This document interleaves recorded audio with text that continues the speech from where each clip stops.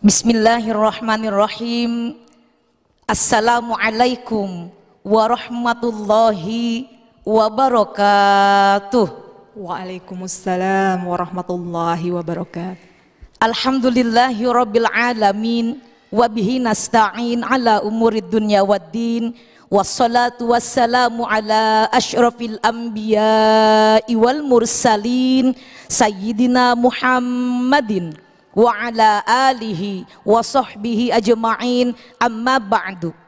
Rabbi shrah li sadri wa yassir li amri wahlul 'uqdatam min lisani yafqahu qawli wa ufawwidu amri ila Allah, innallaha basirum bil ibad. Qala Allah ta'ala fil Qur'anil Karim, a'udzu billahi minasy syaithanir rajim.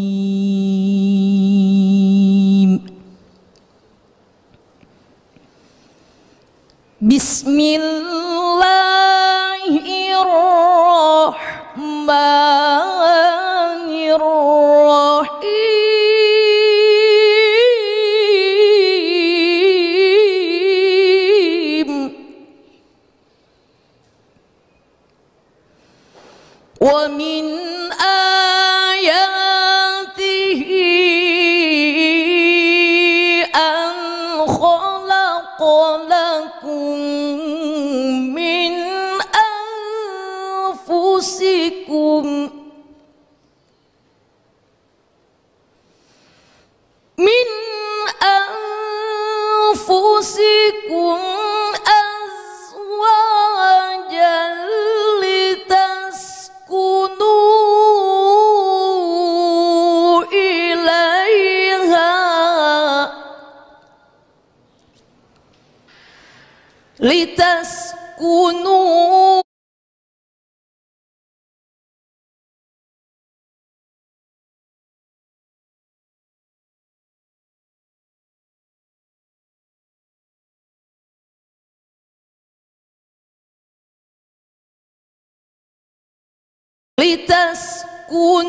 ayatin liqaumin yatafakkarun. Shadaqallahul azim. Yang terhormat Ketua Yayasan Madrasah Pembangunan Universitas Islam Negeri Syarif Hidayatullah Jakarta beserta segenap jajarannya yang sama-sama kita muliakan,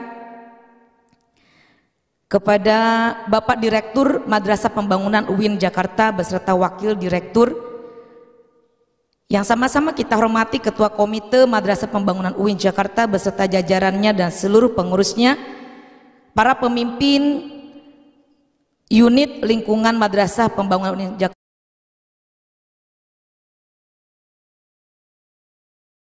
Jakarta beserta wakil, dan yang kami muliakan Bapak Ibu, para guru-guru, para karyawan, dan juga wabil khusus segenap Bapak Ibu wali murid beserta ibu-ibu majelis taklim Darul Rahmah yang insya Allah dimuliakan oleh Allah Subhanahu wa Ta'ala. Tak lupa kepada yang hadir melalui YouTube, apa kabar semuanya? Sehat?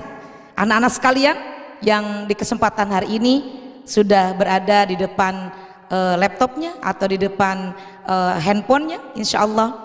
Yang berada di studio Bunda Windy, terima kasih waktunya, dan juga kepada Bunda Lia yang telah melantunkan kalam ilahi, dan tadi Ananda, siapa yang baca Quran? Subhanallah, Sabira ya?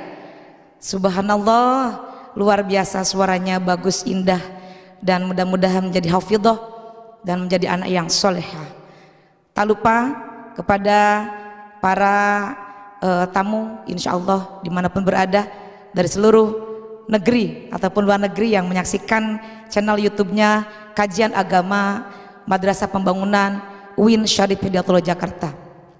Pertama dan yang utama di kesempatan petang yang berbahagia ini, tepatnya di tanggal 28 September 2021 ini, alhamdulillah kita bersyukur kepada Allah masih diberikan umur panjang, sehat walafiat, dan sempat juga meluangkan waktu untuk bersama-sama duduk bersimpuh di hadapan Allah dengan penuh tawadhu, tiada lain hanya berharap ridho dan juga berkah dari pengajian kajian agama yang diadakan oleh Madrasah Pembangunan UIN Syarif Hidayatullah Jakarta ini.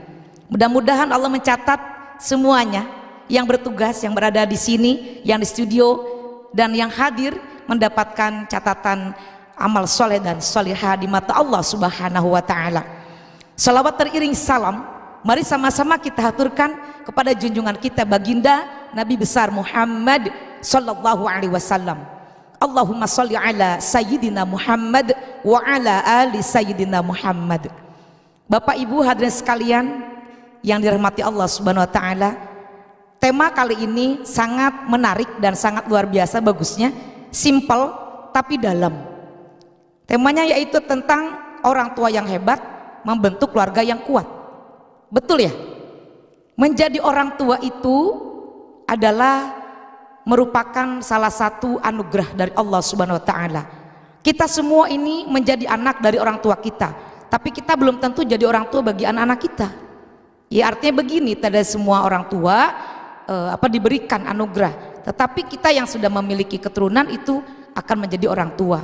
Maka di sini temanya bagaimana agar kita ini bisa menjadi orang tua yang hebat. Tentunya banyak sekali konsep-konsep yang sudah diajarkan terutama di dalam Al-Quran. Tadi Bunda Lia sudah membacakan surah Luqman ayat 12 sampai dengan ayat 19 ya, sampai 17 ya. Subhanallah, itu adalah merupakan konsep yang sudah Allah tawarkan kepada kita, yang sudah dicontohkan keteladanannya baik utamanya oleh Rasulullah SAW maupun oleh Luqman Hakim di dalam Al-Quran. Surah Luqman, bahkan Luqman itu namanya diabadikan di dalam Al-Quran. Nah inilah yang menjadi PR bagi kita, bagaimana menjadi orang tua yang hebat. Hebat itu kan multi tafsir ya, hebat dalam masalah apa, hebat dalam sisi apa ya. Jadi hebat di sini banyak pengertiannya. Ada hebat dalam pengertian membangun keluarga, hebat bisa menjadikan keluarga yang sakinah, mawaddah, warahmah, hebat. Tapi satu sisi belum hebat di bidang ini, karena manusia itu ada kekurangan, ada kelebihan. Membentuk keluarga yang sakinah, mawaddah, warahmah juga itu butuh perjuangan. Maka menjadi orang tua yang hebat itu betul-betul merupakan salah satu jalan menuju ridho Allah, tapi penuh perjuangan yang tidak instan. Jadi kita menjadi orang tua yang hebat itu memang perlu ilmu. Menjadi orang hebat itu, menjadi orang yang sukses itu tidak seperti membalikkan sebuah telapak tangan. Konsep maka kita, bagaimana teorinya yang sudah dicontohkan, yang sudah disebutkan di dalam Al-Quran tadi, agar kita bisa mengimplementasikan. Teori itu kita banyak membaca, tapi yang sulit itu adalah prakteknya. Ya, misalkan kita punya terigu. Terigu itu bisa dibuat bermacam-macam. Mau dibuat donat bisa, mau dibuat bolu bisa, mau dibuat bakwan bisa, mau dibuat apapun, dasarnya adalah bolu itu dari terigu. Nah inilah terigu ini mau dibuat apa, adonan apa. Maka dalam membentuk rumah tangga itu kita memang harus punya ilmunya. Ini disebut dengan keluarga. Apa sih keluarga itu? Keluarga itu adalah merupakan unit terkecil ya, yang terdiri dari ayah, ibu, dan anak, atau ibu, ayah, dan anak, atau anak, ayah, dan ibu. Maka unit terkecil inilah yang akan membentuk menjadi satu kesatuan keluarga yang bisa menguatkan satu bangsa. Bangsa yang hebat pasti akan ada dari dorongan atau dari konsep keluarga-keluarga yang hebat. Bagaimana bisa membangun suatu bangsa kalau keluarga-keluarganya itu hancur, kalau keluarga-keluarganya itu basicnya dari unit terkecil itu juga tidak baik. Nah disinilah orang tua ini memiliki kewajiban mendidik putra-putrinya. Kita ingin punya anak yang hebat. Tidak ada satu orang tua pun yang menginginkan tidak memiliki anak yang hebat. Kita ingin menjadi anak yang hebat itu butuh proses. Tidak seperti membalikkan sebuah telapak tangan, simsalabim, abrakadabra, nggak bisa. Ya, seperti apa sih konsepnya? Yang pertama di dalam surah Luqman itu disebutkan tadi bahwa Luqman Hakim itu sebagai orang yang bijaksana. Ketika berbicara itu selalu mengandung hikmah. Karena ketika orang berbicara itu ada yang didengar keluar kuping, masuk kuping kanan, keluar kuping kiri. Ada yang meresap di hati. Sampai bahkan apa yang didengar itu dilaksanakan, diamalkan. Akhirnya ada perubahan-perubahan sikap setelah mendengar. Nah, Luqman ini mengajarkan hikmah, mengajarkan ilmu kepada putra-putrinya. Pertama adalah jadilah orang yang selalu bersyukur kepada Allah. Ya, jadi kalau kita lihat dari surah Luqman ayat 12 sampai 19 itu ada 9 konsep dalam mendidik anak. Jadi kalau kita ingin memiliki keluarga yang hebat, sekeluarga itu harus betul-betul melaksanakan apa yang ada dalam pedoman Al-Quran. Insya Allah kalau kita ikuti pedoman Al-Quran, kita akan memiliki keluarga yang hebat, yang sakinah, mawaddah, warahmah. Jadi bunda ini ketika diberikan tema keluarga yang hebat, akan menjadikan orang tua yang hebat, menjadikan keluarga yang hebat. Berarti di sini adalah yang dijadikan intinya orang tua dulu.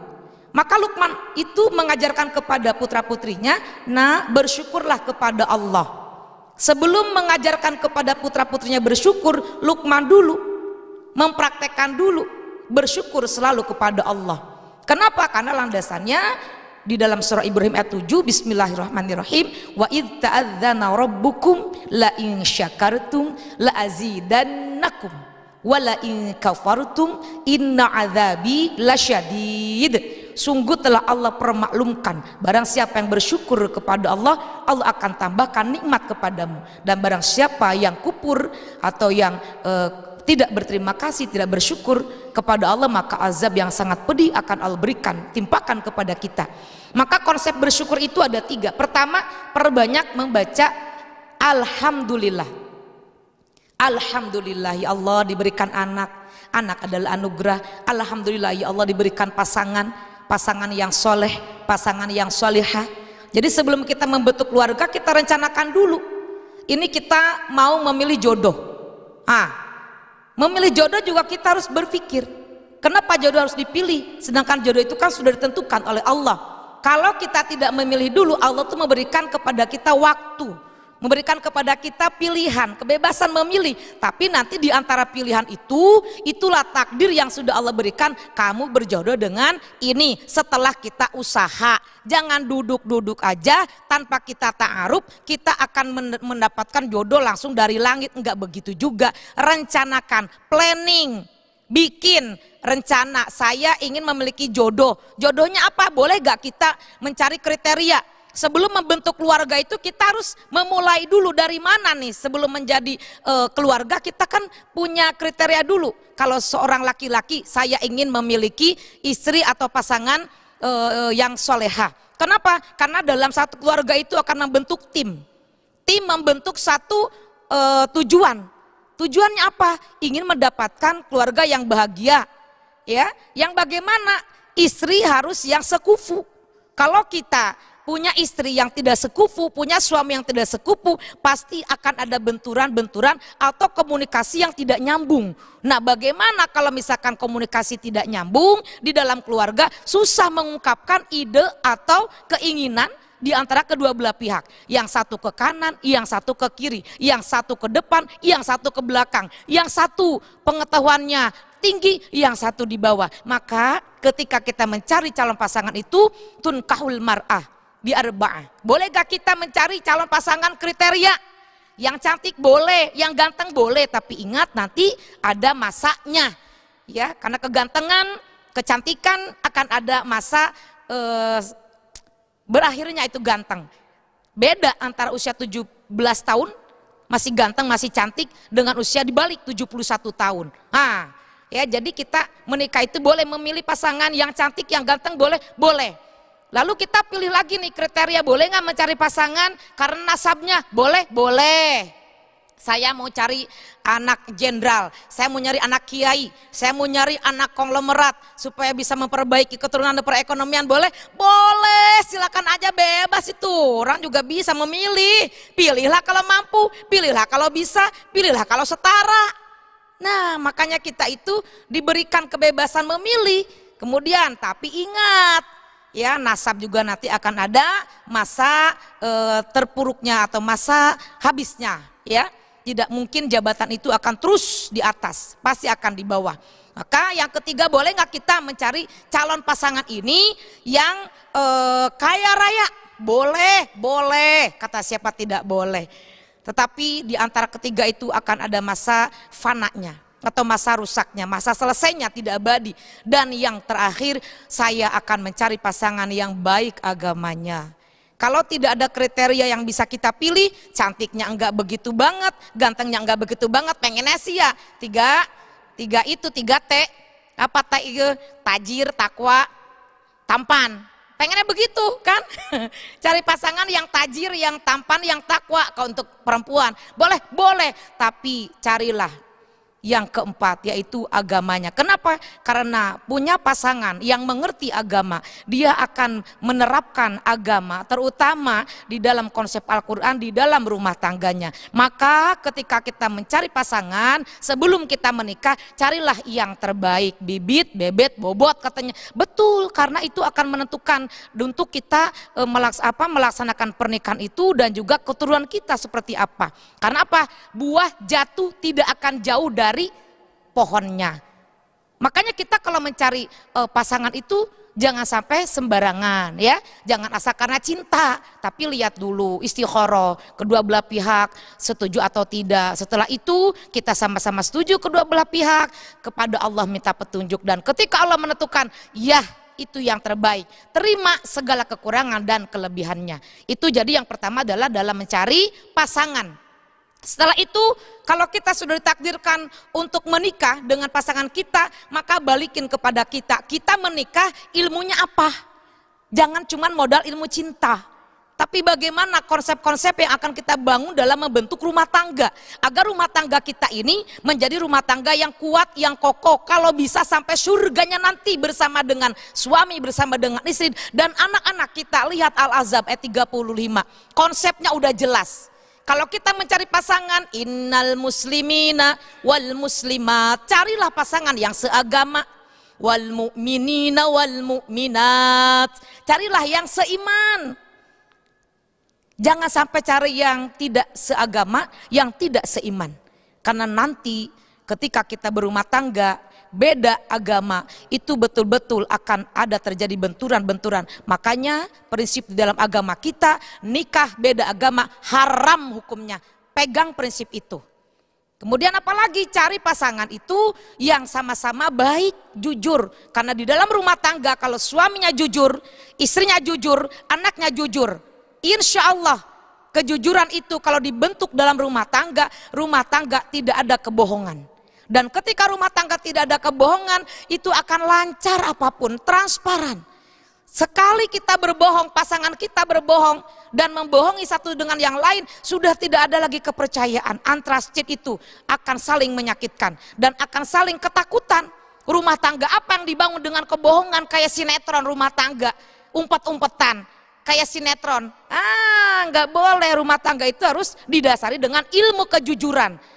Maka untuk membentuk orang tua yang hebat itu kita ikuti konsep Al-Quran. Pasti menjadi orang tua yang hebat. Semuanya berhak untuk mendapatkan keluarga yang hebat, orang tua yang hebat. Kalau ilmunya mengetahui dan ilmunya diamalkan. Mana lagi konsep dalam Al-Quran? Nah, kalau misalkan dalam rumah tangga, qonitin, qonitat, komitmen, punya prinsip, istiqomah. Kita membangun rumah tangga, mau rumah tangga yang seperti apa? Rumah tangga yang syariatnya di dalam Al-Quran kita laksanakan. Kita bangun rumah tangga yang sakinah, mawaddah warahmah, semuanya kembali kepada Allah. Dan kita dirikan sholat di dalam rumah tangga kita, terus kita berkomunikasi, berdiskusi dengan calon pasangan kita. Nanti kalau sudah rumah tangga, sholat berjamaah, ngaji berjamaah. Kamu mau nggak kalau nanti udah rumah tangga, sholatnya berjamaah, ngajinya berjamaah, mau apa enggak? Tanya dulu begitu. Jangan nanti kalau udah rumah tangga kita ke sini harus ada liburan setiap minggu, liburan ke sono, sini, sono. Itu jadi rencana utama. Jangan. Rencanakan dulu bagaimana nanti kalau udah menikah, kamu mau nggak rumah tangga dengan saya, sholatnya harus berjamaah, ngajinya harus rutin. Kalau mau, oke, ayo jalan. Bismillah. Kenapa? Rumah tangga yang selalu dibangun di dalam rumah tangga itu sujud kepada Allah, berjamaah di dalamnya itu, ngaji bersama-sama. Wah, indah itu, tenang. Rahmat Allah turun. Walaupun rumah kita sederhana, walaupun rumah kita tidak seperti istana, maka disitulah di mata Allah sangat bercahaya. Jadikan rumah tangga kita rumah tangga yang bercahaya. Masya Allah. Di dalam rumah tangga khusyuk dalam ibadahnya, suaminya khusyuk dalam ibadahnya, istrinya khusyuk dalam ibadahnya, anak-anak belajar khusyuk dalam ibadahnya. Masya Allah. Konsep dalam rumah tangga yang sakinah mawaddah warahmah, insya Allah akan menjadikan orang tua yang hebat. Kenapa? Karena punya prinsip. Sholat itu betul-betul kita butuh kepada Allah. Bagaimana kita mengajarkan kepada putra putri kita sholat yang tenang, sholat yang khusyuk, ya. Karena kalau kita sholatnya tidak khusyuk, khawatir daripada nilai ibadah kita itu kurang afdol. Maka kehusyuan ini harus kita cari. Bagaimana menimbulkan kehusyuan dalam sholat? Dilatih ketenangan dalam sholat. Satu keluarga semuanya senang bersedekah, senang memberi, selalu berempati kepada orang lain. Lihat saudaranya yang kurang beruntung, lihat tetangganya yang kurang beruntung, suka bersedekah. Wassadiqina wassadiqat. Masya Allah. Jadi kita tidak ingin kaya sendirian, tidak ingin happy, tidak ingin enak sendirian. Tapi ketika kita diberikan nikmat oleh Allah, maka kita berbagi, terima rezeki dari Allah, kasih kepada orang lain. Nah, konsep ini ajarkan kepada putra putri kita, agar putra putri kita ini senang berbagi, sharing, punya makanan belajar berbagi, punya mainan berbagi, pinjam dengan adik kakaknya. Itu kan, itu di dalam Al-Quran surat Al-Ahzab itu ayat 35 itu. Masya Allah, udah jelas banget. Satu keluarga puasa semuanya. Ketika ada bulan suci Ramadan, ibunya puasa, ayahnya puasa, kakek neneknya berpuasa, anak-anaknya, cucu-cucunya, mantu semuanya berpuasa. Wah, udahlah, itu luar biasa.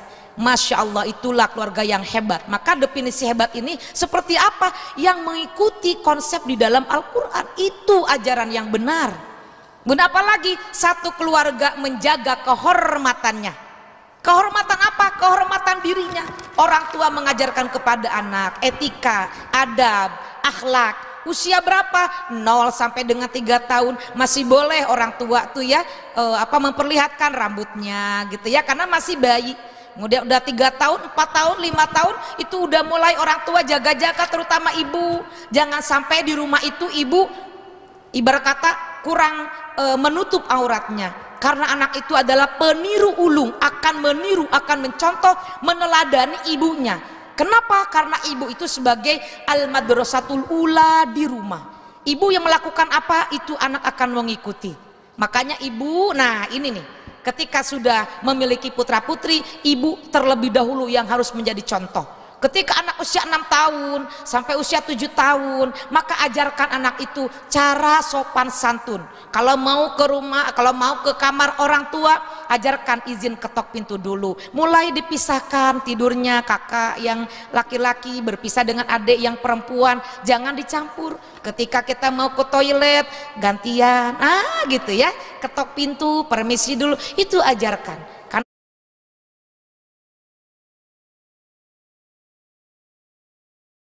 Nah, dengan kebiasaan itulah akan membentuk kesolehan, membentuk akhlak yang baik. Dan kalau orang tuanya tidak mencontohkan dari hal kecil kebaikan-kebaikan kepada putra putrinya, bagaimana mau jadi orang tua yang hebat? Kalau orang tuanya sendiri cuek-cuek, alah dengan anak ini habis mandi selenang selonong, apalagi kalau misalkan yang toiletnya tidak di dalam kamar sendiri private, jangan seperti itu. Apalagi ibu, aurat itu harus sudah mulai dijaga, apalagi punya anak laki-laki, punya anak perempuan, usia balik udah mulai 10 tahun, 12 tahun, udah, kecuali wajah dan telapak tangan dan area yang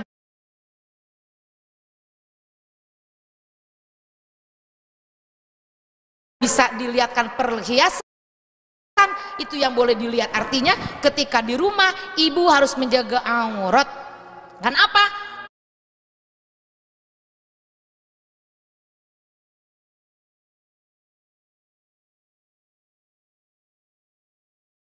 Anak akan mencontoh. Minimal kita berjilbab ya, kan udah bermacam-macam jilbab yang tidak membuat ribet gitu, tapi kita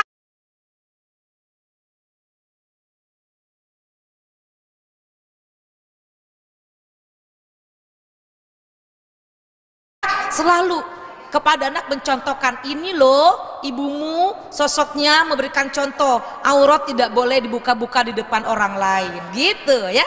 Dan apalagi satu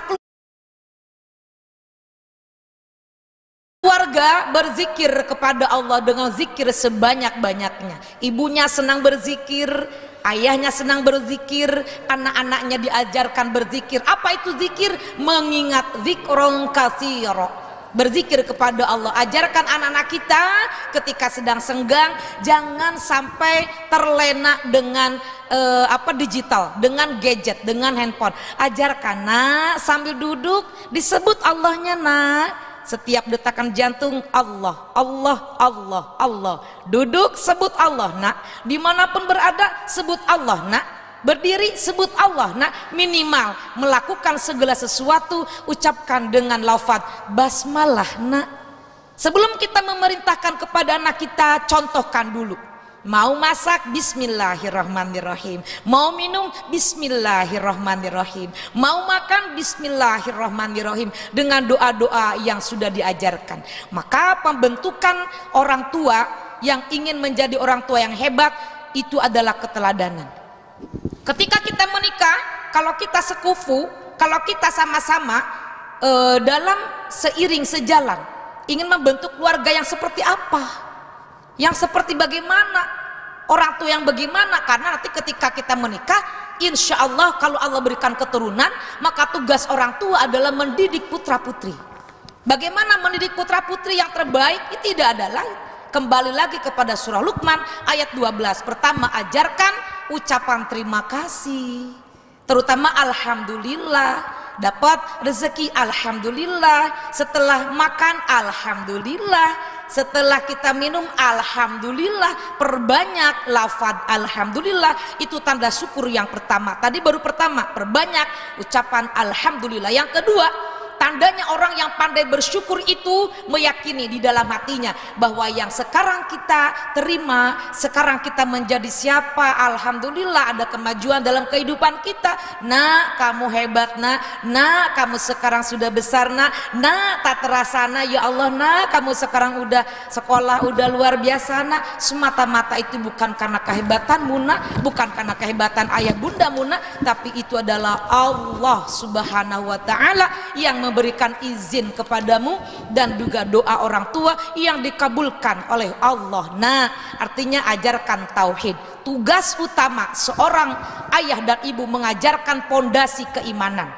Kalau anak sudah kuat imannya, setelah besar nanti anak kita mau dihadapkan dengan api di kanan, api di kiri, api di depan, di belakang, di atas, di bawah, dia akan punya prinsip hidup. Allah bersamaku, ada Allah di dadaku, ada Allah di urat nadiku, Allah melihatku. Nah, bagaimana tugas orang tua?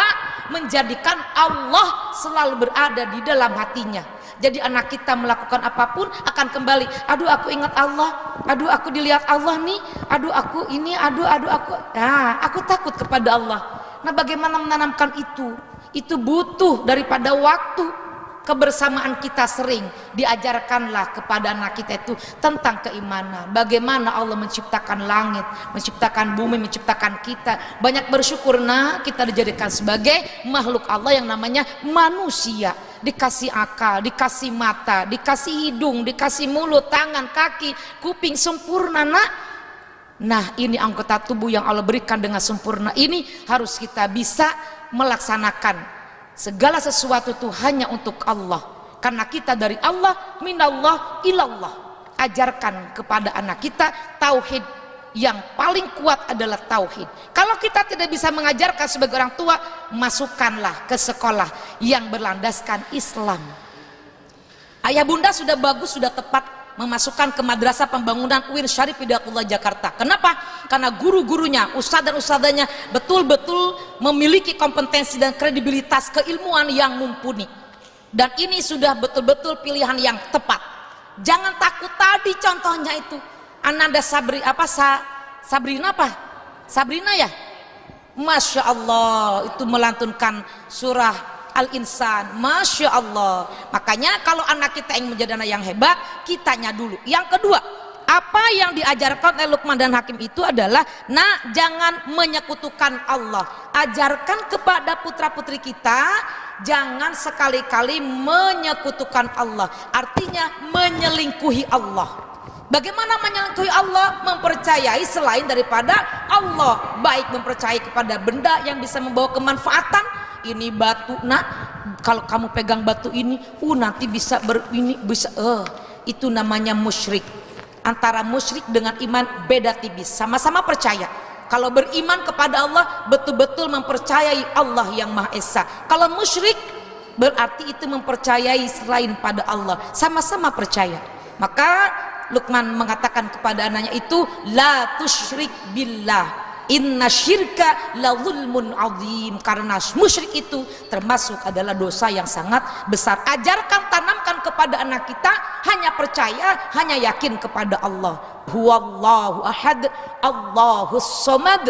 Nak, mau ujian, berusaha nak, belajar semaksimal mungkin nak. Mama, ayah, bantu doa nak, dan pasrah kepada Allah. Jujur ya nak ya, gantungkan hidup mati hanya kepada Allah. Lam yalid walam yulad. Ajarkan kepada anak-anak kita bahwa Allah ini adalah Esa, tidak pernah dilahirkan. Allah tidak pernah beranak dan tidak pernah juga dilahirkan. Jadi Allah itu betul-betul harus berada di dalam hati anak-anak kita. Walam yakullahu kufuwan ahad. Dan tidak ada satupun yang sebanding dengan Allah. Itu satu surah aja kita ajarkan kepada anak-anak kita. Masya Allah, luar biasa tuh keimanan. Yang ketiga, konsep Luqman kepada anaknya mengajarkan adalah, wahai anakku, berbuat baiklah kepada kedua orang tua, ibumu yang telah mengandungmu dengan susah payah dan dengan kepayahan yang bertambah, menyusuimu dalam waktu 2 tahun. Masya Allah. Ajarkan anak-anak kita itu untuk selalu merenung. Nah, sayang gak sama mama? Sayang gak sama ibu? Kalau sedang anak ada waktu, kita bicara berdua. Ajak anak itu muhasabah, ajak merenung. Usia berapa anak bisa diajak merenung? Ya usia ketika bisa diajak berbicara nyambung. Ya, bagaimana caranya? Ayo saya nggak sama mama, ayo dibantu mamanya. Jangan teriak-teriak kalau bicara. Anak-anak kita kan kalau kecil masih usia belum tamyiz ya, masih suka teriak, masih suka marah-marah. Nah, kita jangan terpancing emosi. Sebagai orang tua harus memiliki perasaan yang betul-betul sensitif, peka kepada anak. Usia berapa ini anak nih? Kita ajarkan sesuai dengan usia. Komunikasi yang dijalin, yang kita lakukan dengan anak kita sesuai dengan usia. Maka ajarkan kepada anak kita itu sopan santun. Cara berbicara dengan ibu seperti apa, dengan ayah seperti apa, dengan kakak seperti apa, bagaimana dengan adik. Jadi jangan sampai anak kita teriak-teriak, kita diamkan aja, dirangkul, dipeluk. Nah, bisa enggak bicaranya pelan-pelan? Kan bisa kedengar ya. Bagaimana anak tuh teriak-teriak? Barangkali kitanya sebagai orang tua, kalau manggil anak, kalau manggil suami, main teriak.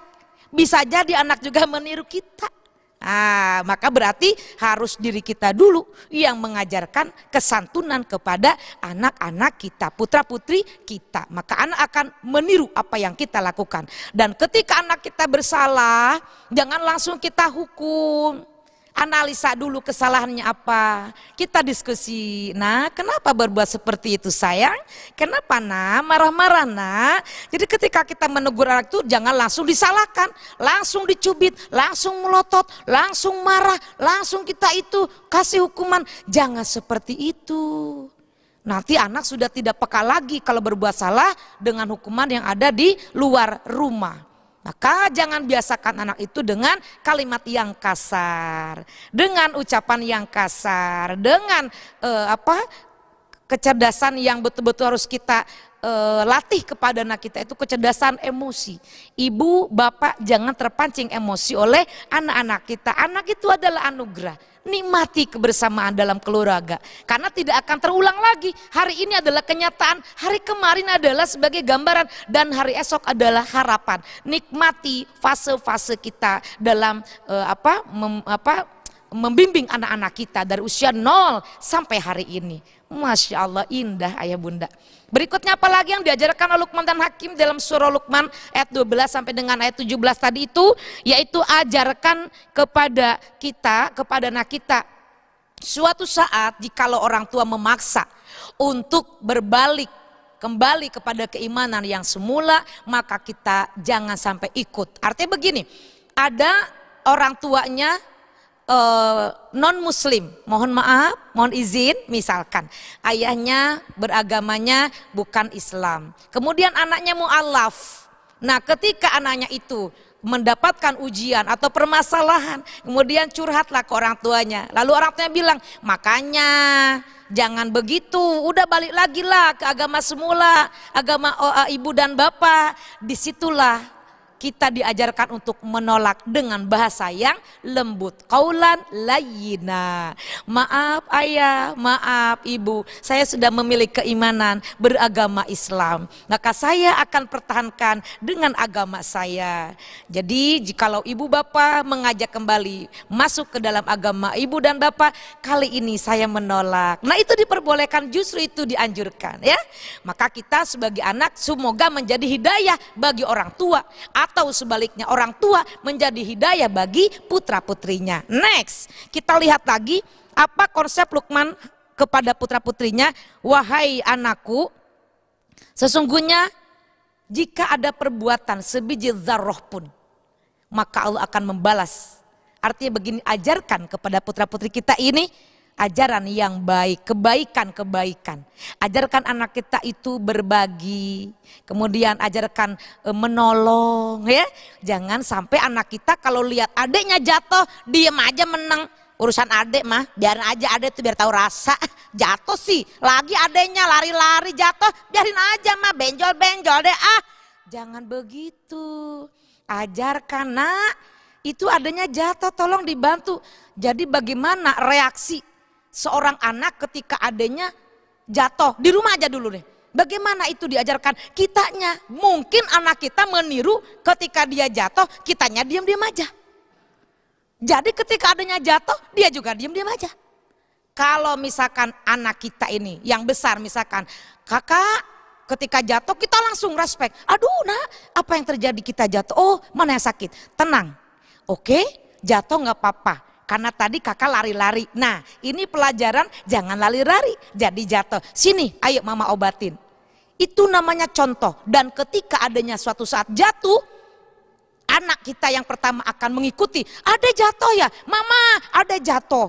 Oke kakak, dia dilihat adanya, langsung adanya akan meniru apa yang kita lakukan. Ada jatuh ya, makanya ada jangan lari-lari. Jadi jatuh, sini kakak obatin. Sini kakak ambilin lap ya. Diam-diam ada jangan nangis ya. Itu cara berbuat baik dalam hal kecil, menolong. Kemudian berbagi, ajarkan anak kita berbagi. Terima rezeki dari Allah, kasih kepada orang lain. Kalau anak kita diajarkan dari hal kecil, kemudian dia meniru dari keteladanan kita, insya Allah dia akan mengimplementasikan kepada orang lain, terutama kepada saudaranya.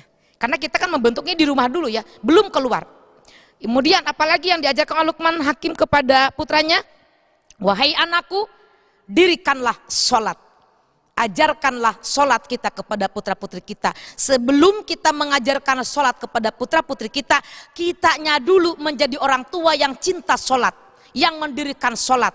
Ada mendirikan sholat, ada mengerjakan sholat. Yang bagaimana yang terbaik? Kalau mendirikan sholat, betul-betul sholat itu didirikan, dibangun. Ketika datang azan, kita harus mencontoh kepada anak-anak kita, sambutlah azan dengan senang hati, dengan sukacita. Ayah bunda yang sudah berangkat umroh, yang sudah berangkat haji, bagaimana suasana di Madinah, di Mekah Al-Mukarramah ketika azan? berkumandang jam 1, kita dari jam 10 dari hotel masing-masing tuh udah Allahu Akbar, Allahu Akbar. Di hotel tuh kalau belum mandi tuh belum jalan, udah ketakutan gak dapat saf di depan. Bagaimana kita menyambut adzan ketika berada di tanah air? Kita implementasikan di dalam keseharian. Ketika mendengar azan, diam, dengarkan, dijawab. Allahu Akbar, Allahu Akbar. Kita ucapkan Allahu Akbar. Semua kegiatan stop. Jangan lagi adzan kita ngobrol. Lagi adzan masih kita aktivitas yang lain. Ajarkan kepada anak kita menyambut azan. Dan ketika sholat, ajarkan, ayo kita sholat. Ayah di depan sebagai imam, istri, ibu di belakang bersama putra putri tercinta. Indah itu namanya, Masya Allah, mahal harganya. Kebersamaan, contoh itu yang harus kita betul-betul praktekkan di dalam rumah tangga kita. Orang tua yang hebat, itulah orang tua yang mencontoh kepada putrinya, putranya, perbuatan yang hebat, amalan yang hebat. Berikutnya, ajarkan lagi jangan cuma sholat tapi mengaji. Kalau orang tuanya belum bisa mengaji, jangan malu panggil guru ngaji. Belajar dari nol lagi, belajar dari dasar lagi. Nak, mama dan juga papa sengaja menyekolahkanmu ke madrasah pembangunan UIN Syarif Hidayatullah. Mama ini nggak bisa baca Quran, nak. Setelah kamu belajar di madrasah pembangunan UIN, diajarkan oleh ustadz dan ustadzahnya, belajar ngaji, anaknya sudah pinter ngaji. Ibu bapak jangan malu belajar kepada anak kita, jangan malu. Nak, ajarkan mama, nak. Mama nggak bisa ngaji. Memang mama belum bisa ngaji, akui kekurangan kita. Mama mau belajar darimu, nak. Gimana, nak? Ini pegang ikronya, pegang metode yang lainnya. Ada yang kiroati, Baghdadi, metodenya yang lain banyak, nak. Mama belajar ya, nak ya. Belajar ya, nak ya. Masya Allah. Itulah yang disebut dengan orang tua yang baik, tidak malu belajar dari anaknya. Sesungguhnya guru itu belajar kepada murid, murid belajar kepada guru. Take and give. Guru itu bukan berarti guru itu hebat, bisa menjelaskan semua materi. Bukan, justru guru juga belajar dari muridnya. Murid belajar dari guru, guru juga belajar dari murid. Bagaimana subjek pendidikan menyampaikan pesan kepada objek pendidikan dengan media yang ada, maka apakah ada perubahan daripada objek pendidikan setelah disampaikannya pesan-pesan, keilmuan-keilmuan kepada objek pendidikan. Bagaimana berhasilnya seorang komunikator kepada seorang komunikan, seorang pembicara, seorang guru sebagai subjek pendidikan menyampaikan pesan kepada peserta didik, itu ketahuan berhasilnya ada perubahan yang signifikan. Maka kita jangan banyak bicara, apalagi orang tua di era milenial seperti sekarang ini. Wah, kalau orang tua kita nih cerewet sama anak nih, kemana aja anak di CCTV-in. Nak, dari mana, nak? Dari mana, nak? Mau kemana, nak? Dengan siapa, nak? Ya Allah, anak juga pusing. Anak di zaman sekarang ini, dia bersahabatnya dengan handphone, bunda. Itu nggak bisa kita tutup mata. Anak kita serba salah, nggak dikasih handphone. Zamannya era globalisasi, era digitalisasi. Semua materi, semua kegiatan pasti akan ada hubungannya kaitannya dengan digital, dengan gadget. Anak kita terlalu diforsir, terlalu kita tekan, terlalu kita strength gitu. Masya Allah, nak jangan begini, jangan begitu, harus begini, harus begitu. Justru anak khawatir di belakangnya melakukan yang dilarang. Jangan begini, justru saya mau melakukan itu. Jangan begitu, saya mau begitu. Karena anak usia remaja itu menjelang meninggalkan masa kanak-kanak, menjelang menyambut masa remaja, itu masa-masa yang rentan. Usia remaja itu adalah usia yang betul-betul perlu kesabaran. Maka di dalam mendidik anak-anak harus dengan sabar. Jangan terpancing emosi, bunda, tetap tersenyum. Anak kita memang kita anggap masih bayi aja, masih bayi aja. Nah, pokoknya aku masih bayi, masih bayi. Ternyata anak kita sudah menginjak remaja, sudah menginjak dewasa. Ya Allah, masa-masa pubertas. Apa nih, gimana nih caranya? Kita jangan takut, konsep kembali surah Luqman. Nah, kamu sudah dewasa. Ini batasan-batasan. Ada kesepakatan aturan yang dibuat oleh ayah dan bunda dan juga anak. Bagaimana caranya? Komunikasi. Udah jam berapa nih? Udah habis apa belum waktunya nih? Masih ada? Masih lanjut? Oh, Bunda kira udah mau habis. Jadi kita di dalam rumah tangga itu harus selalu berkomunikasi. Jangan sampai ayah dan bunda ini tidak mau diajak komunikasi oleh putra putri. Atau kita salah menempatkan komunikasi. Karena zaman sekarang ini komunikasi itu sangat penting. Banyak sekali di rumah itu kita serumah tapi happy-happy dengan kegiatan masing-masing. Ayah tertawa sendiri dengan handphonenya karena tertawa melihat YouTube ayah yang disukai. Ketawa sendiri, kita bertiga nih. Ibu megang handphone juga, ketawa ketiwi dengan dilihat TikToknya. Ketawa ketiwi. Anaknya juga ketawa ketiwi. Jadi tiga itu, ayah, ibu, anak, itu semuanya sama-sama tertawa tapi beda judul. Di zaman sekarang ini fenomena seperti itu. Kadang-kadang satu rumah kayak kos-kosan. Mau minta anak itu untuk makan aja, padahal cuma ke kamar dekat, kamar ibu sama kamar anak dekat, tapi make handphone, tapi make WA. Nak makan, ini bunda kali, apa ibu bunda semua begitu juga enggak? Nak makan. Yang masih terjalin komunikasi itu luar biasa, pertahankan. Nah ini yang susah, yang kurang komunikasi dengan putra putrinya dari sekarang. Bismillah kita rubah. Karena kita harus merubah segala sesuatu yang kira-kiranya kaku, kita harus merubah. Bagaimana bunda berkomunikasi dengan anak? Harus kita tahu situasi dan kondisi anak kita.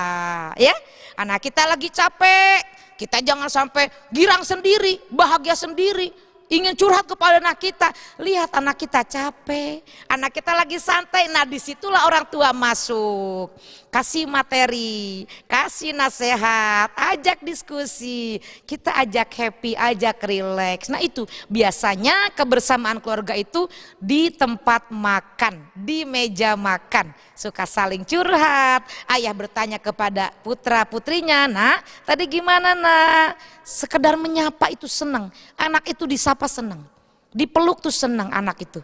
Kemudian diusap kepalanya, dicium keningnya. Kalau berbicara empat mata tuh harus tertuju kepada mata anak kita.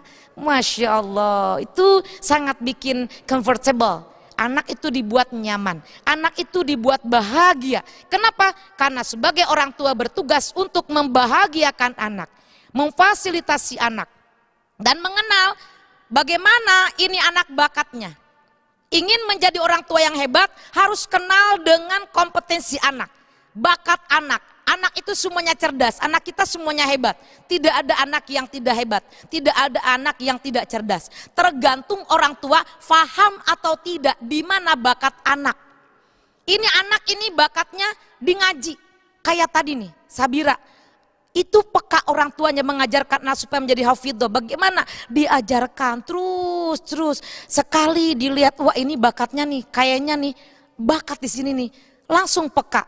Ibu, bapak, jika ada anak memiliki potensi, maka kita gali potensinya, kemudian kita asah potensinya, insya Allah jadi prestasi. Mohon izin, tanpa mengurangi rasa hormat dan bukan bunda ingin ria. Bunda mengingat kepada almarhum ayahanda bunda. Ayahanda bunda itu dari kecil selama bunda hidup tidak pernah marah. Tidak pernah marah, tidak pernah nyubit, tidak pernah mukul, tidak pernah melotot. Ayah kandung bunda. Bagaimana menjadikan bunda seperti ini?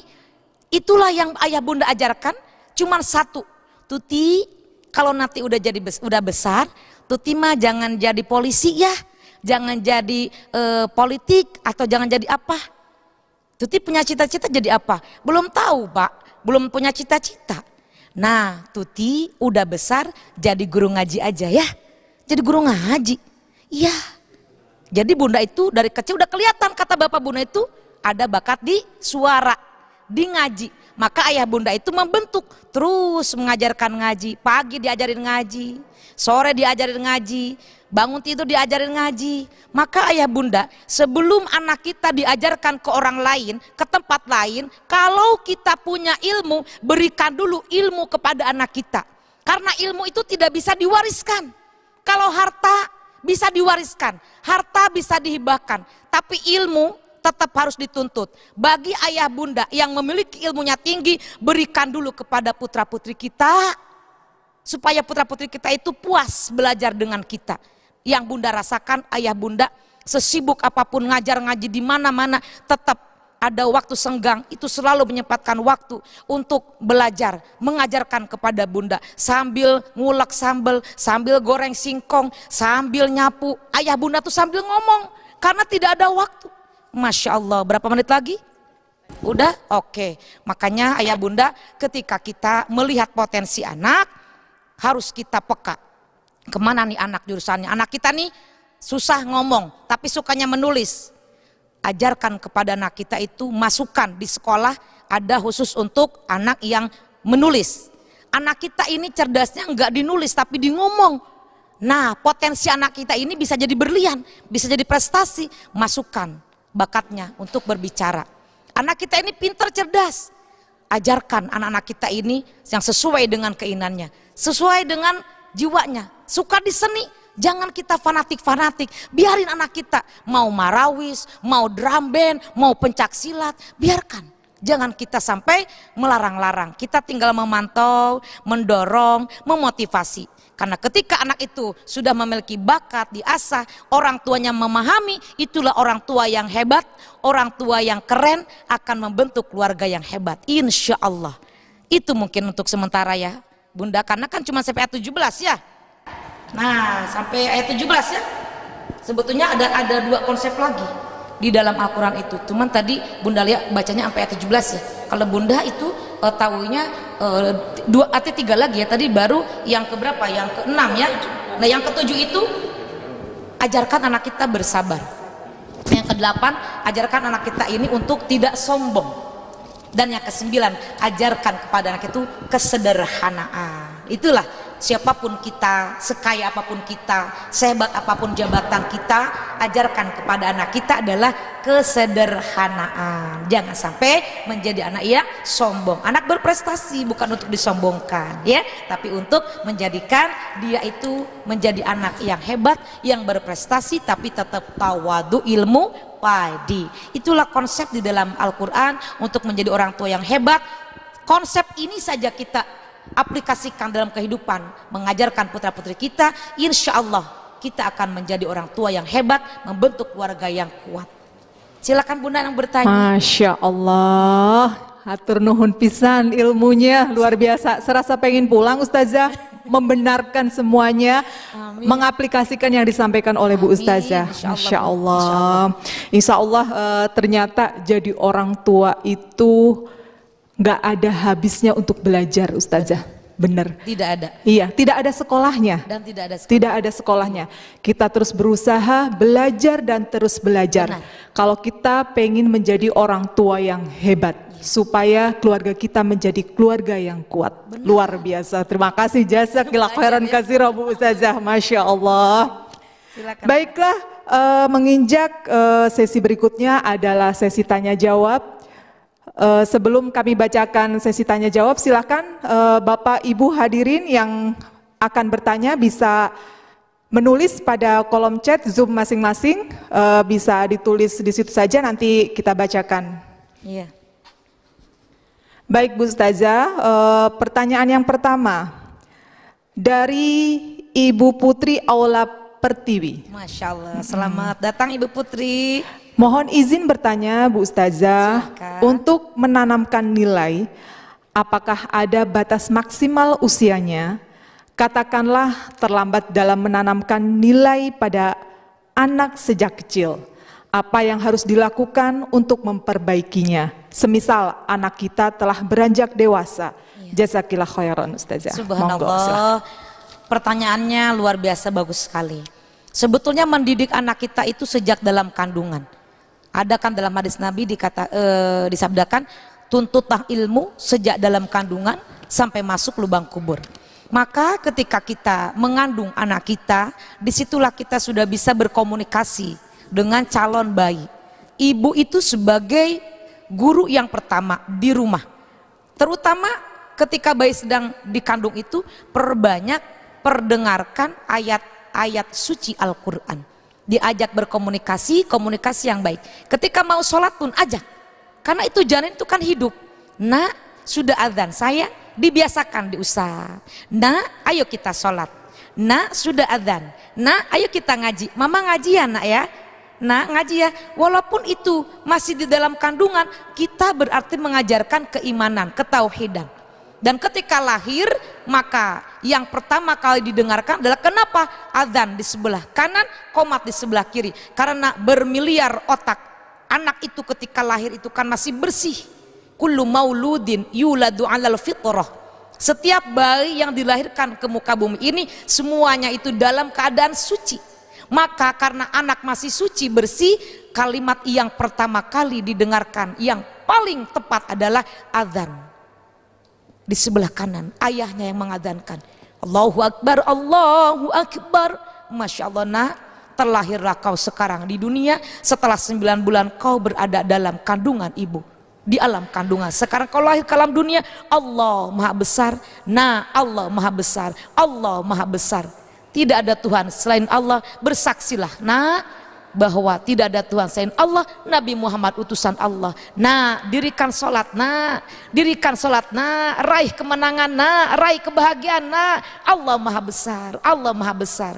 Setelah selesai adzan yang pertama, kemudian yang kiri dikomatkan. Nah, kalian, engkau dimanapun berada, dengan siapapun kau berada, ketika ada panggilan adzan dan qomat, dirikan sholat, nak, lari nak, sambut nak Allah, nak, muliakan Allah. Nah, itu adalah ajaran tauhid. Dan ketika anak itu sudah diadzankan, sudah dikomatkan, bunda jangan sampai khawatir, itu sudah menanamkan keimanan. Beriring dengan dia dewasa, menjelang dewasa, anak sudah ada perubahan, ini perubahan itu, tetap anak itu di hatinya ada iman. Insya Allah, namanya anak kan pancaroba, apalagi sedang menjelang remaja. Kita jangan terlalu khawatir, yang penting kita selalu mengingatkan.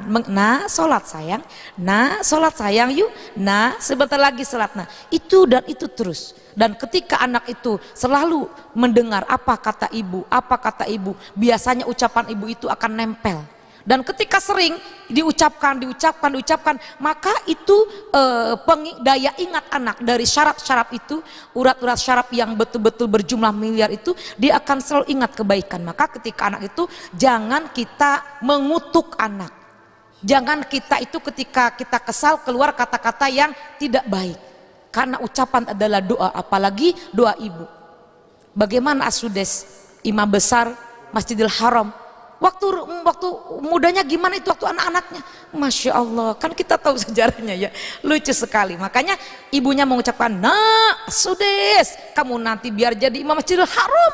Tuh, kita kalau lagi marah ucapkan, nah biar kamu jadi anak yang soleh, nah itulah emosi kita ya. Dan ketika kita terlambat, tidak ada kata-kata yang terlambat sebetulnya. Kita mencontoh. Jadi bunda jangan khawatir kalau telat, kalau terlambat, kita masih ada waktu. Anak sering diajak berdiskusi, dirangkul, makanya anak itu jangan sampai menjauh dari kita. Bagaimana menguatkan komunikasi itu? Tidak ada lain, menguatkan komunikasi agar nanti anak itu selalu berbicara curhatnya yang pertama kepada orang tua, bukan di luar. Dan ketika dia berada di luar, dia punya prinsip ibu saya, kata ibu saya. Dan ajarkan anak itu, sekolahkan terutama ke sekolah yang terbaik, yang selalu diajarkan ideologi-ideologi keislaman, tentang ajaran-ajaran Islam. Sejelek-jeleknya, senakal-nakalnya anak yang sudah belajar agama, tidak akan dia itu keluar jalur, karena hatinya sudah disiram, ditanam. Dan titipkan anak kita kepada Allah, jangan terlalu khawatir atau gimana, sambil berjalan terus sambil diajarkan kebaikan. Insya Allah kalau orang tuanya baik, anaknya pun akan baik. Pembentukan anak memang oleh lingkungan akan ada pengaruhnya, tapi kembali ketika dia kembali kepada kita, terus kita rangkul, terus kita dekap, terus kita peluk, terus kita ajak bicara dengan kasih sayang.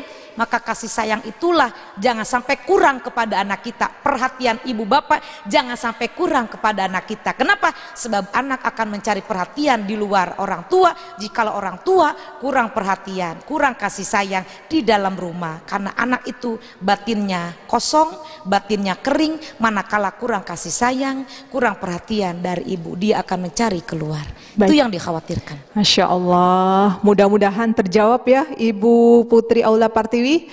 Pertanyaannya jangan lupa kita tetap titipkan pada Allah, karena Allah sang punya anak. Betul. Kita hanya diamanahkan ke kita ya Bu Ustazah. Iya. Betul. Selanjutnya pertanyaan berikutnya Ustazah. Iya.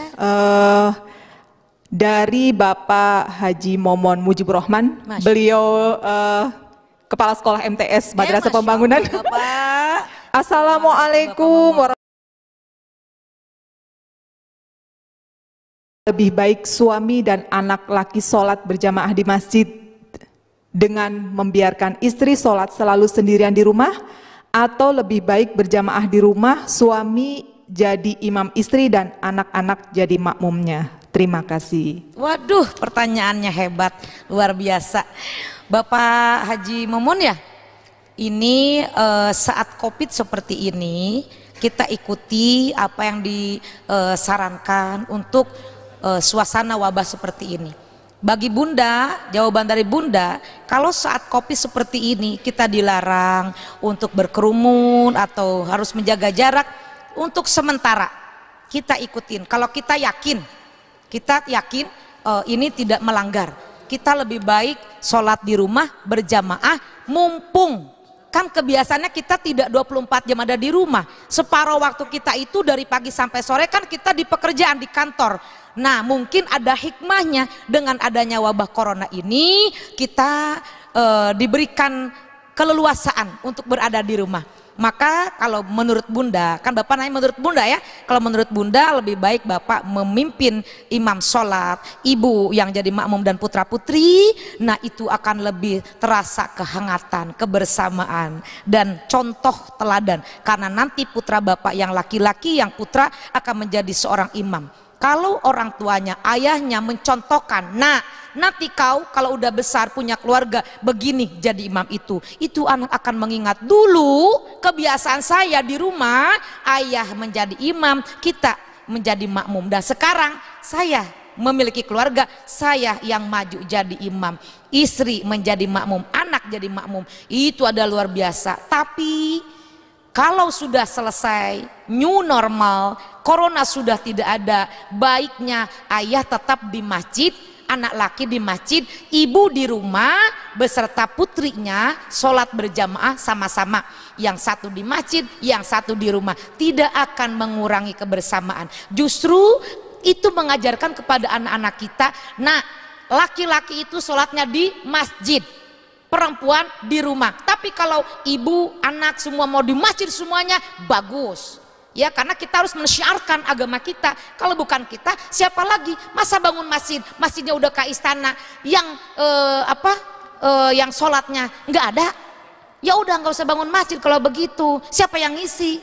Tapi kalau masjidnya megah, masjidnya bagus, sudah dibangun di lingkungan kita, kemudian penuh juga yang sholat, Masya Allah, itu namanya luar biasa. Berarti kita membangun sarana ibadah, kemudian mensyiarkan dan juga membumikan sholat berjamaah. Karena itu akan menjadi pendidikan kepada anak kita. Tapi kalau saat seperti ini, udah kita ikutin aja, nyelamatin diri kita, nyelamatin nyawa kita. Jikalau itu yang terbaik di rumah, ikutin dulu, kan ini darurat. Ya, kalau sedang darurat kan kita nggak apa-apa.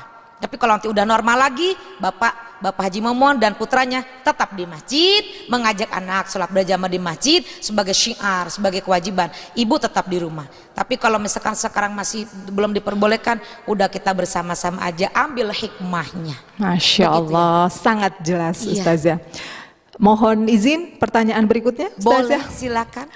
Mohon bertanya, bagaimana jika anak bercita-cita ingin menjadi gamer? Tapi hal itu bertentangan dengan hati nurani saya yang maunya anak berpegang pada kaidah keilmuan akhirat. Bagaimana saya harus bersikap dari orang tua siswa Khalif Kafka. Masya Allah, Bunda Khalif, luar biasa. Kadang keinginan kita dengan keinginan anak itu berbeda, wajar. Keinginan Allah dengan keinginan manusia beda. Jadi kita ketika memiliki anak yang memiliki kelebihan. Anak kita ini suka di komputer, ingin menjadi seorang programmer. Kita jangan dulu suuzon. Bisa jadi ini kecerdasan anak yang Allah anugerahkan, kita bisa mengasah kemampuan anak ini suatu saat bisa menjadi programmer di dalam membuka kandungan-kandungan tafsir ke depannya. Bisa menjadi seorang programmer, bagaimana menciptakan, kan di Institut Ilmu Al-Quran Jakarta sudah diciptakan nih Al-Qalam Digital Pen. Balpen cuman dikotek tek bisa keluar suara Ibu Dr. Maria Ulfah, Kori Nasional, suara Ustadz Muammar ZA, suara Asudes, suara Ustadz Haji Muhammad Ali, keluar itu. Mau ikro tinggal a ba a ta a ba ata ta a ba ta ata. Tuh keluar. Orang tidak semuanya bisa memanggil guru ngaji, tapi dengan membeli balpen digital pen itu bisa menjadikan sarana untuk ibadah. Bunda, ketika keinginan kita anak kita udahlah sekolah di akhirat aja, udah yang keakhiratan aja. Bunda, kalau anak bertentangan dengan kemauan kita, Bunda berusaha untuk mendorong anak. Jangan memaksakan kehendak kita, karena ini era digitalisasi, anak sudah memiliki pilihan, didorong saja, nggak apa-apa, tapi nanti diarahkan. Nah, boleh kamu jadi programmer, tapi bukan programmer yang bikin macam-macam, nak. Boleh jadi seorang kreator, tetapi, nah kalau bisa ayat Al-Quran nanti kau nak belajar, mudah-mudahan bisa menjadi orang yang bisa mempermudah orang lain membaca Al-Quran melalui programmer Muna. Bunda jangan sampai putus asa, jangan berkecil hati, jangan negatif dulu. Ini anak ini ada potensi. Bunda Tuti nanya kepada anak Bunda, ini berarti balik ke Bunda ya. Mama, Aama nggak mau jadi ustazah, nggak mau jadi ustad, Aama nggak mau jadi penceramah, nggak mau. Oh, anak Bunda masuk ke UIN semester 5. Ayahnya meninggal dunia, seminggu meninggal dunia, curhat sama Bunda. Bunda, Mama, apa nak? Aa mau berhenti sekolah di UIN. Oh, kenapa? Bukan my passion. Astagfirullahaladzim. Anak Bunda semester 5 jurusan dakwah. Nah udah semester 5 nak, jangan nak sayang nak. Gak mau, aku gak mau kuliah. Kenapa nak? Aa mau sekolah komputer. Kenapa enggak dari awal? Kan dipaksa Buya. Aku bukan Buya, aku bukan Mama, aku maunya di komputer, nggak mau di dakwah. Aku bosan lihat nama dari dulu, ngajar ngaji, ceramah sono, ceramah sini, Buya khotib sono, ngaji sini. Aku udah bosan lihat nama sama Buya. Aku maunya nanti kalau udah besar, kerjanya cuma di depan tembok, kanan tembok, kiri tembok, belakang tembok, cuma depan komputer. Bunda dilema. Bunda juga dilema. Bagaimana sikap Bunda Tuti? Oke nak, nggak apa-apa nak kamu nggak jadi penceramah, nggak jadi ustadz, padahal di rumah punya pondok pesantren. Aduh, bagaimana ini dilema. Semester 5 loh Bun, kalau baru semester 2 is oke. Bunda langsung ke Bunda Rini sebagai kaprodi. Bunda Rini, bagaimana ini anak saya udah nggak mau lagi kuliah, terus mau ke komputer, boleh kita lihat sampai mana ijazahnya. Kalau udah 2 tahun berarti udah kadaluarsa, kalau belum 2 tahun boleh pindah ke jurusan komputer tapi dari nol, dari semester 1. Nggak apa-apa. Ternyata kata Bunda Rini, nggak bisa Bunda Tuti, ini anaknya sudah semester 5, sudah ijazahnya kadaluarsa. So what? Nah, what can I do for you nak? Nggak mau kuliah, nggak mau didakwah, nggak mau, Mama aja yang dakwah. Mama, aku. Nah, aku maunya di komputer. Aku nanti kalau kerja maunya di yang kantor, nggak mau. Aku mau ketemu orang kayak orang mau makan aku. Kalau Mama ketemu orang kayak mau dimakan Mama. Oh, dengan segala kebijaksanaan dan segala hati yang sedih, ya udah ini berarti maunya anak. Akhirnya Bunda tidak bisa memaksakan kehendak Bunda dia menjadi seorang ustadz atau menjadi dai atau daiyah.